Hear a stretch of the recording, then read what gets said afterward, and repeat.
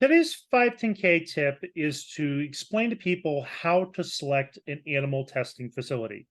So I'm starting out with that to for people that are against animal testing, I get you 100%. We love animals as well, and we would like to avoid all animal testing in any way we possibly can. But whenever you're going to put an implant in the body, whether it's an orthopedic implant to keep bones from breaking or mend them, or it's a cardiac device like an artificial valve or artificial pump, a defibrillator, or it's something for brain surgery. You're going to have to do some animal testing because before you can do human studies to see if the device is safe and works properly, you first have to hit the minimum threshold of showing the FDA that it's safe enough to use in a human for the first time. They want to know that there's some level of animal testing that's been done to make sure it's safe in humans first.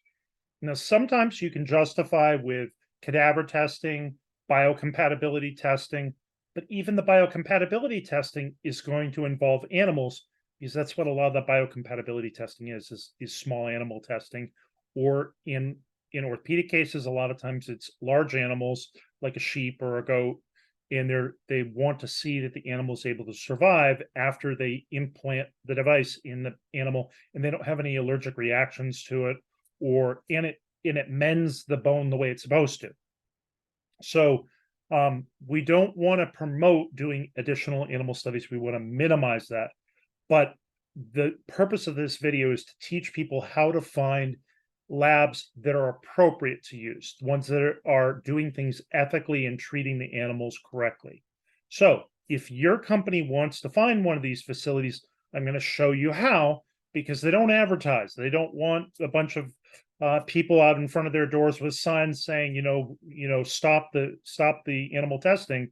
So they don't advertise a lot, but there is a way to find them, and so that's what I'm going to show you. So I'm going to share my screen here in a moment. Okay, so these are the links, and I will put them down below in the video.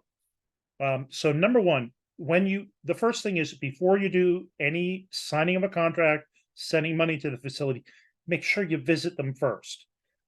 Excuse me. The three things you're going to look for are they clean? If the facility is not clean, you don't want to keep an animal there. It's just like your pet at home. You go see a pet's cage, or the bin that they sleep in at night when you put them to bed for night. If that's not clean, you're not treating your animals well. So that's the first thing. Number two, is it big enough space? If you try to put a 100-pound dog in a cage that was designed for a 50-pound dog, that's not kind to the dog. The same is true for any animal. If you don't give them enough space, you're not treating the animals ethically, and they're not going to do well in your study. So you got to make sure that there's enough space in the facility. That also goes for the area where you're going to do a procedure. If you're going to implant a device, you need enough room to work. You're going to have yourself there doing the procedure. You're going to have people taking videos of it. You're going to have other person taking notes. You're going to have people assisting you. You're going to have a veterinarian there. That's a lot of people in a room. If it's only 10 by 10, you're barely got enough room to move, let alone walk around to the other side of the table. So you want to make sure there's space for what procedure you're going to perform at that facility. And last but not least, you want to make sure they have the right equipment. So if you want to do some device that requires fluoroscopy and you're going to run a catheter through the femoral artery of the animal and up into the brain, if you don't have a C-arm, you can't see where you're going with the catheter. So they have to have their own C-arm. You don't put one in the back of your Toyota and drive over to the animal facility and pull it out of the back and install it. They have to have their own. So if they don't have their own, don't work there. You go to someplace that does have one. Otherwise, you can't do the job correctly. You can't go blind into the animal's brain. So you have to have the right equipment for that job. Now, where do you find the names of the facilities and what kind of credentials should that facility have? That's a great question.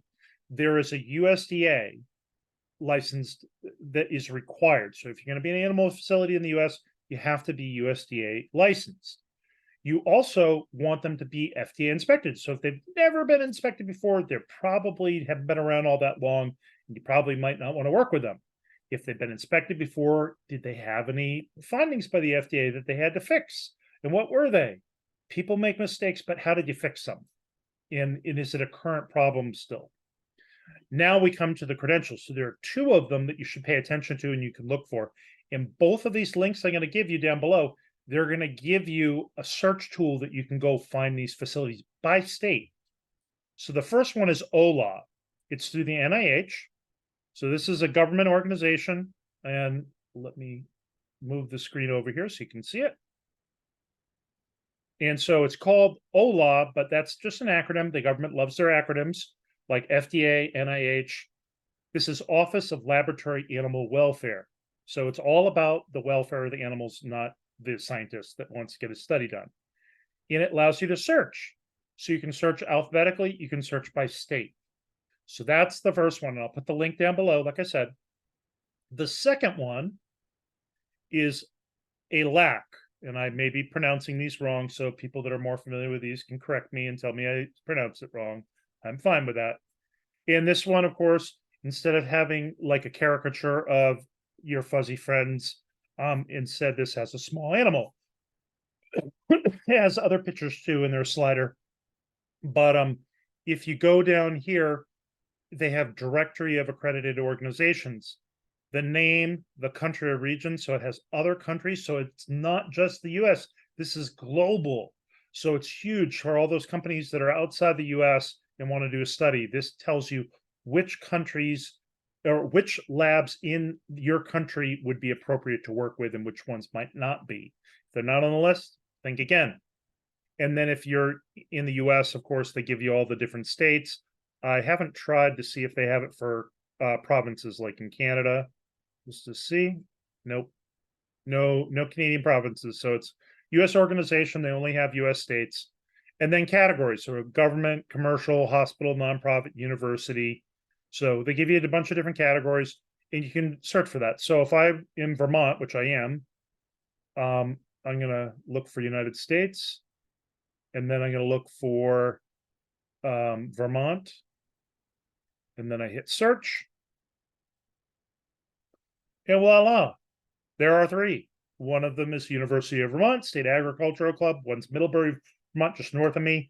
And the other one's Department of Veteran Affairs in White River Junction. So you got three different facilities in Vermont, one of the smallest and least populous states there are. So that's how you find facilities. It's the right way. Look for companies that have those accreditations. And you will be a little bit more confident that this is a facility that you ought to be working with. And if you use this tool to find them, you already know they're accredited. So that's a great way to qualify them right up front. That's how I used to search for them. So I hope that helps you. I'm also going to put this up as a short for people. So I hope that helps. And if you have any questions, please let me know. Bye-bye.